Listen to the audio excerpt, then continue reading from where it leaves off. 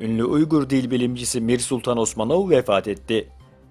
Divan-ı Lügat-ı Türk, Kutatgu Bilik gibi klasik eserleri günümüz Uygur Türkçesine aktaranlar arasında yer alan ünlü Uygur dil bilimcisi ve nevai araştırmacısı Mir Sultan Osmanov, 1 Aralık tarihinde 88 yaşında Urumçi'de vefat etti. Alimin ölümü Uygur halkını derinden üzdü. Doğu Türkistan ve dünyanın çeşitli ülkelerindeki Uygurlar, kıymetli bilim adamını rahmet ve mağfiret niyazıyla andı. Çin hükümeti geçen yıldan itibaren Doğu Türkistan'da Uygur ve diğer etnik gruplardan pasaportlarını emniyet birimlerine teslim etmelerini istemişti. Şimdiden eğitim ve diğer amaçlarla Çin'in iç kesimlerine gelen Uygurların pasaportlarına da el konulduğu belirtildi. Doğu Türkistan'da 1 milyar tonluk petrol sahası.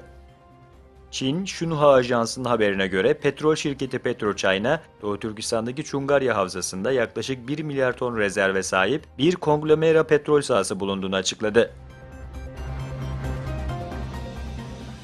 Rusya, Amerikan medyasının Rus parlamentosunun alt kanadı Duma'ya girişini gelecek haftadan itibaren yasaklıyor. Duma'nın bir üst düzey yetkilisi, karar ABD'de Rusya Today kanalının yabancı ajan kanunu kapsamına alınarak ABD Kongresi'ne giriş akreditasyonunun kaldırılmasına karşılık alınıyor dedi. Özbekistan 12 adet Rus Mi-35 helikopteri satın aldı. Özbekistan'ın Rusya savunma sanayi şirketi Rosoboronexport'tan 12 adet Mi-35 saldırı helikopteri satın alma konusunda anlaşma imzaladığı bildirildi.